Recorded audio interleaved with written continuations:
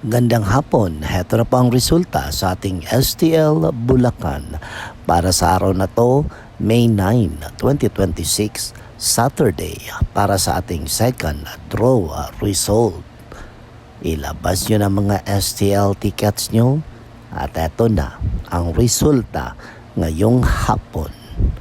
At para naman po sa ating STL Bulacan, second draw result, ang resulta ngayong hapon ay ang numerong ito.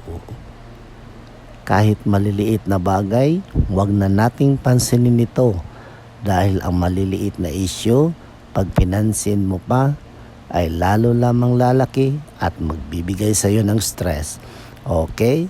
Huwag nang pansinin ang mga bagay na walang ambag sa buhay mo. Okay? Don't forget to subscribe. Purple Green TV. Mag-ingat kayo palagi.